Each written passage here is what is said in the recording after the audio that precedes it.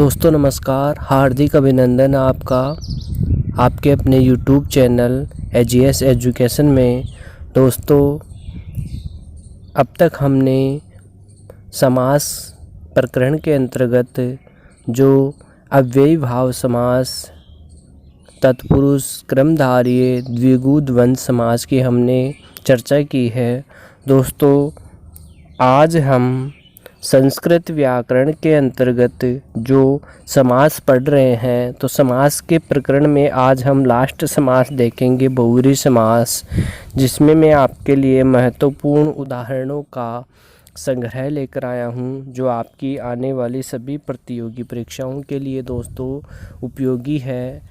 तो आप इस वीडियो को अंत तक अवश्य देखें, और अभी तक आपने चैनल को सब्सक्राइब नहीं किया है तो सबसे पहले दोस्तों चैनल को सब्सक्राइब करें और बेल आइकन को भी ज़रूर प्रेस कर दें, जिससे कि आपको प्रत्येक वीडियो का नोटिफिकेशन मिलता रहे दोस्तों। तो चलिए दोस्तों स्टार्ट करते हैं आज का वीडियो।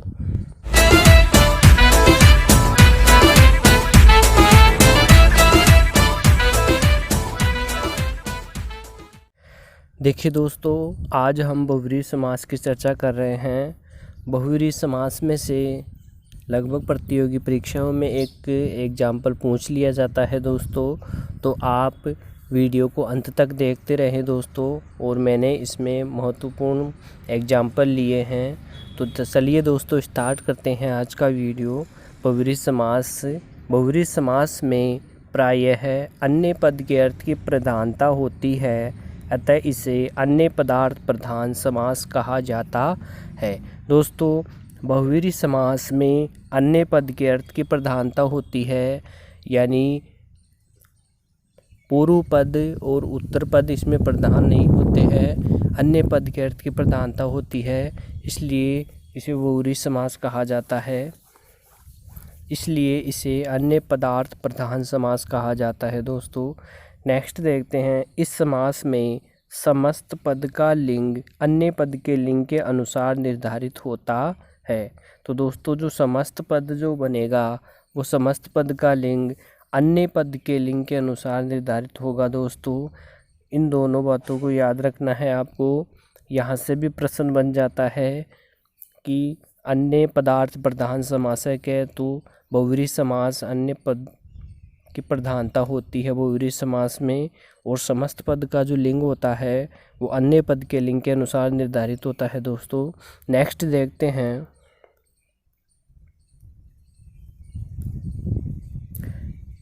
नेक्स्ट है अनेकम अन्य पदार्थे। ये अन्य पदार्थ प्रधान बहुव्रीहि समास विधायक सूत्र है दोस्तों। ये भी एग्जाम में पूछ लिया जाता है। अनेकम अन्य पदार्थे, अनेक अन्य पदार्थ प्रधान बहुव्रीहि समास विधायक सूत्र है दोस्तों। तो यहाँ से भी प्रश्न बन सकता है। नेक्स्ट देखते हैं, अन्य पद के अर्थ में अनेक समर्थ पदों का आपस में समास होता है। विग्रह वाक्य में मूल पदों में स्थित विभक्तियों के आधार पर इस बहुव्रीहि समास को दो भागों में विभक्त किया जा सकता है। तो दोस्तों यहाँ पर अन्य पद के अर्थ में अनेक समर्थ पदों का आपस में समास होता है, और विग्रह वाक्य में जो मूल पद होते हैं, मूल पदों में स्थित विभक्तियों के आधार पर ये जो बहुव्रीहि समास है, इस बहुव्रीहि समास को दो भागों में विभक्त किया जा सकता है। तो दोस्तों ये दो भाग कौन से हैं, देखिए, पहला है समानाधिकरण बहुव्रीहि, दूसरा है वैयाधिकरण बहुव्रीहि। तो दोस्तों पदों में जो विभक्तियां हैं, उन विभक्तियों के आधार पर बहुव्रीहि समास को दो भागों में विभक्त किया जा सकता है, समानाधिकरण बहुव्रीहि और वैयाधिकरण बहुव्रीहि। इनकी हम चर्चा करते हैं हम विस्तार से, तो देखते रहिए इस वीडियो को। नेक्स्ट देखिए दोस्तों, सबसे पहले चर्चा करते हैं समानाधिकरण बहुव्रीहि समास की। तो विग्रह वाक्य के मूल पदों में समान विभक्ति होने पर होने वाला बहुव्रीहि समानाधिकरण बहुव्रीहि समास कहलाता है। यानी इसके नाम से प्रतीत होता है समानाधिकरण, यानी समान अधिकरण। यानी वाक्य के मूल पदों में जो विग्रह वाक्य होंगे, विग्रह वाक्य के मूल पदों में समान विभक्ति होने के कारण यहाँ पर बहुव्रीहि समानाधिकरण बहुव्रीहि समास होगा। और आगे देखते हैं, यहाँ विग्रह के दोनों पदों में सामान्यतः प्रथमा विभक्ति होगी। यानी विग्रह के जो दोनों पद होंगे, दोनों पदों में सामान्यतः प्रथमा विभक्ति होगी। नेक्स्ट देखते हैं, अब एग्जाम्पल देखते हैं दोस्तों। यानी समानाधिकरण बहुव्रीहि समास उसे कहेंगे, यानी दोनों पदों में समान विभक्ति होती है। और अब एग्जाम्पल देखते हैं हम, प्राप्तम उदकम येन सह, प्राप्तम उदकम येन सह। दोस्तों दोनों पदों में ही यहाँ पर समान विभक्ति हो रही है। प्राप्तम उदकम में दोनों पदों में समान विभक्ति है, इसलिए यहाँ पर समानाधिकरण बहुव्रीहि समास है दोस्तों। पद बनेगा, समस्त पद बनेगा प्राप्तोदक है। नेक्स्ट देखते हैं, दंतम भोजनम यस्मै सह। दंतम और भोजनम दोनों में समान विभक्ति है। नेक्स्ट है, 10 आननानि यस्य सह। 10 आननानि यस्य सह। तो दोस्तों यहाँ पर दोनों पदों में समान विभक्ति है, तो यहाँ पर समानाधिकरण बहुव्रीहि समास का समस्त पद बनेगा दशाननः है। नेक्स्ट है, वीराः पुरुषाः यस्मिन् सह। वीराः पुरुषाः यस्मिन् सह। तो दोस्तों यहाँ पर दोनों पदों में समान विभक्ति है, तो यहाँ पर समानाधिकरण बहुव्रीहि समास हो जाएगा। जो समस्त पद बनेगा वो बनेगा वीर पुरुष है। तो यहाँ पर दोस्तों जो चारों एग्जाम्पल लिए हैं मैंने, महत्वपूर्ण है आपके लिए। नेक्स्ट देखते हैं, नेक्स्ट एग्जाम्पल है, चत्वारि मुखानि यस्य सह। यहाँ पर चत्वारि और मुखानि दोनों पदों में समान विभक्ति है दोस्तों, तो यहाँ पर समस्त पद बन जाएगा चतुर्मुख है।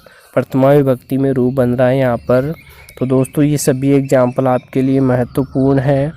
नेक्स्ट देखते हैं, नेक्स्ट जो समास है वो है वैयाधिकरण बहुव्रीहि। इससे पहले हमने समानाधिकरण बहुव्रीहि की चर्चा की है दोस्तों। समानाधिकरण बहुव्रीहि में दोनों पदों में समान विभक्ति होती है।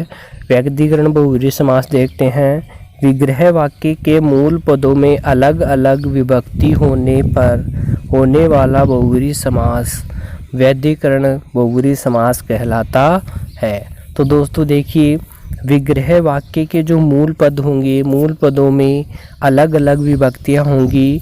अलग विभक्ति होने पर होने वाला जो बहुव्रीहि समास है उसे वैयाधिकरण बहुव्रीहि समास कहा जाता है। तो यानी समानाधिकरण यानी समान पदों में दोनों विभक्ति समान होंगी, और वैयाधिकरण बहुव्रीहि जो है इसके मूल पदों में दोनों विभक्तियां जो है दोनों पदों में अलग अलग होंगी। नेक्स्ट देखते हैं, इसी में ही यहाँ सामान्यतः एक पद में प्रथमा विभक्ति तथा दूसरे पद में सप्तमी विभक्ति होती है। तो दोस्तों देखिए, यहाँ पर एक पद में तो प्रथमा विभक्ति होगी और दूसरे पद में सप्तमी विभक्ति होगी। तो वैयाधिकरण बहुव्रीहि समास, इसके एग्जाम्पल देखते हैं दोस्तों। अब पहला एग्जाम्पल है, कंठे कालः यस्य सह। कंठे कालः यस्य सह। कंठे में सप्तमी विभक्ति है और कालः में प्रथमा विभक्ति है दोस्तों। अभी हमने चर्चा की थी कि एक पद में प्रथमा विभक्ति होगी और दूसरे पद में सप्तमी विभक्ति होगी।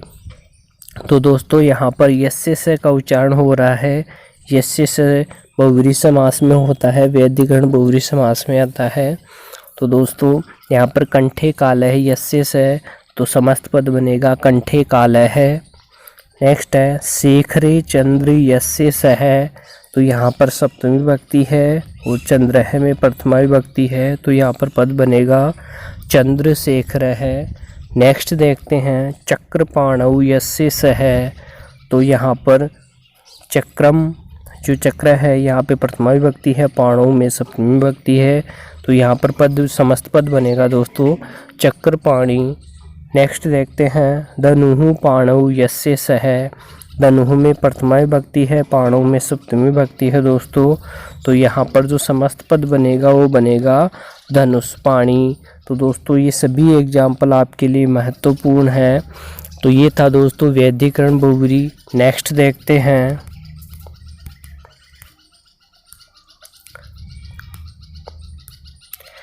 नेक्स्ट है दोस्तों तुल्य योग बहुब्री तेन सहेति तुल्य योगे। दोस्तों तुल्य योग का मतलब होता है बराबर, यानी बराबर के प्रसंग में सह अव्यय का तृतीयांत पद के साथ समास हो जाता है। तुल्य योग का मतलब होता है दोस्तों बराबर, यानी बराबर के प्रसंग में जो सह अव्यय है, सह अव्यय का तृतीयांत पद के साथ समास हो जाता है। सह अव्यय के स्थान पर विकल्प से स आदेश भी हो जाता है। तो दोस्तों एक बार तो विकल्प से सह हो जाएगा और एक होगा स। तो दोस्तों एक बार तो सह अव्यय का प्रयोग होगा, सह अव्यय का प्रयोग होगा और एक बार स आदेश होगा। विकल्प का मतलब होता है दोस्तों दो रूप बनते हैं। तो ये तुल्य योग बहुब्री है दोस्तों। तुल्य का मतलब होता है बराबर, यानी बराबर के प्रसंग में अगर सह अव्यय का प्रयोग होता है तो तृतीयांत पद के साथ समास हो जाता है। सह अव्यय के स्थान पर विकल्प से स आदेश भी होगा। तो इसके एग्जाम्पल देखते हैं दोस्तों। अब पहला एग्जाम्पल है परिवारेण सह। तो दोस्तों सह यहाँ पर अव्यय है, तृतीयांत यानी परिवारेण में तृतीय विभक्ति है, तो सह अव्यय का तृतीयांत पद के साथ समास हो रहा है। पहला रूप बन रहा है सह परिवार और सह परिवार। तो दोस्तों यहाँ पर देखिए सह अव्यय का जब प्रयोग होगा तब तो बनेगा सह परिवार, सह परिवार, और विकल्प से सह का भी प्रयोग होगा तो बनेगा सह परिवार। नेक्स्ट है पतन्या सह। सह अव्यय का तृतीयांत पद के साथ यहाँ पे समास हो रहा है, तो सह अव्यय का जब प्रयोग होगा तो रूप बनेगा सह पत्नीक, और सह अव्यय का प्रयोग सह का प्रयोग होगा तब बनेगा दोस्तों सह पत्नीक है। तो दोस्तों ये था तुल्य योग बहुब्री। नेक्स्ट देखते हैं। नेक्स्ट है दोस्तों उपमान पूर्व पद बहुब्री। उपमान पूर्व पद बहुब्री समास। इसका देखिए अन्य पद के अर्थ में उपमानवाची शब्द का उपमेयवाची शब्द के साथ समास हो जाता है, तथा यदि उपमानवाची शब्द में कोई उत्तर पद भी है हो तो उसका लोप भी हो जाता है। तो दोस्तों यहाँ पर देखिए समझिए इसको। उपमान पूर्व पद बहुब्री समास कि अन्य पद के अर्थ में उपमानवाची शब्द का उपमेयवाची शब्द के साथ समास हो जाता है, तथा यदि उपमानवाची शब्द में कोई उत्तर पद भी हो तो उसका लोप भी हो जाता है। तो दोस्तों यहाँ पर उत्तर पद जो होगा उस उत्तर पद में स्थित जो पद है उसका क्या हो जाएगा, लोप हो जाएगा। तो यहाँ पर उपमान पूर्व पद तो बहुब्री समास है। उसके एग्जाम्पल देखते हैं दोस्तों। पहला एग्जाम्पल है मृग नयने इव नयने यस्य सह। मृग नयने इव नयने यस्य सह। तो दोस्तों देखिए मृग नयने यहाँ पर ये पूर्व पद है और नयने उत्तर पद है। तो दोस्तों यहाँ पर जो उत्तर पद है, उत्तर पद का उसमें जो है क्या हो जाएगा, लोप हो जाएगा। नयने का यहाँ पर लोप हो जाएगा। तो पुल्लिंग में जो रूप बनेगा वो तो बनेगा मृग नयन है, और स्त्रीलिंग में जो रूप बनेगा दोस्तों वो बनेगा मृग नयनी। तो यहाँ पर उत्तर पद ये जो है नयने इसका लोप हो जाएगा दोस्तों। पुल्लिंग में जो रूप बनेगा वो बनेगा मृग नयन है, स्त्रीलिंग में जो रूप बनेगा वो बनेगा मृग नयनी। नेक्स्ट है मीने इव अक्षिणी यस्य सह। मीने इव अक्षिणी यस्य सह। तो दोस्तों यहाँ पर उत्तर पद अक्षिणी है, तो अक्षिणी का यहाँ पर दोस्तों लोप हो जाएगा। तो यहाँ पर पुल्लिंग में जो रूप बनेगा वो तो बनेगा मीनाक्ष है, और स्त्रीलिंग में जो रूप बनेगा वो बनेगा दोस्तों मीनाक्षी। पुल्लिंग में तो बनेगा दोस्तों मीनाक्ष है, स्त्रीलिंग में बनेगा मीनाक्षी। तो दोस्तों ये था उपमान पूर्व पद बहुव्रीहि समास। नेक्स्ट देखते हैं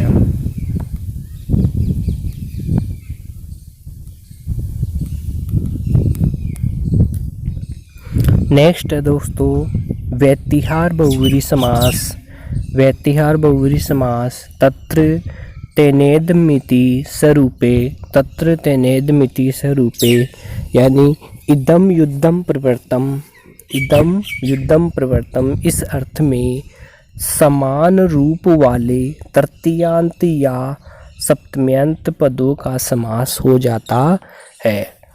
समझिए दोस्तों इसको, व्यतिहार बहुव्रीहि समास को, कि इदम युद्धम प्रवृत्तम इस अर्थ में, अर्थ किसका होगा, इदम युद्धम प्रवृत्तम, इस अर्थ में समान रूप वाले या तो तृतीयांत पद या सप्तम्यंत पद का समास हो जाता है।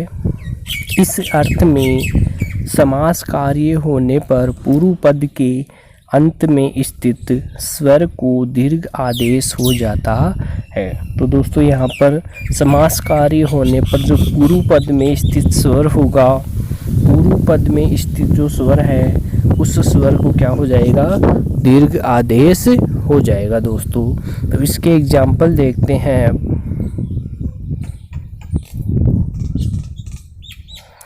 देखिए दोस्तों इसमें एक बात और है कि इस समास में बनने वाले सभी पद क्या हो जाते हैं, अव्यय हो जाते हैं।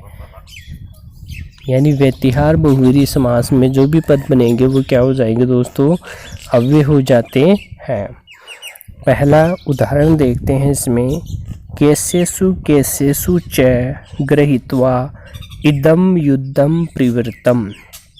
केसेषु केसेषु च गृहीत्वा इदम युद्धम प्रवृत्तम। तो दोस्तों इदम युद्धम प्रवृत्तम इस अर्थ में हमने अभी बात की थी। और केसेषु केसेषु च गृहीत्वा, तो दोस्तों यहाँ पर जो पद बनेगा वो बनेगा केसा केसी ही।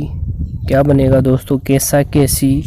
ये एग्जाम्पल याद रखना है आपको, इम्पोर्टेंट है दोस्तों। नेक्स्ट देखते हैं, दंडेश्च दंडेश्च गृहीत्वा इदम युद्धम प्रवृत्तम। दंडेश्च दंडेश्च गृहीत्वा इदम युद्धम प्रवृत्तम। इदम युद्धम प्रवृत्तम इस अर्थ में है, तो ये आपको बस याद रखना है दोस्तों। तो यहाँ पर जो पद बनेगा दंडेश्च दंडेश्च गृहीत्वा इदम युद्धम प्रवृत्तम, पद बनेगा दंडा दंडी।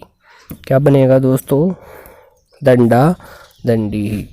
तो दोस्तों ये हमने आज जो बहुव्रीहि समास के अंतर्गत जो महत्वपूर्ण समास है और महत्वपूर्ण एग्जाम्पल है उनके हमने चर्चा की है दोस्तों। तो दोस्तों वीडियो देखने के लिए आपका बहुत बहुत धन्यवाद।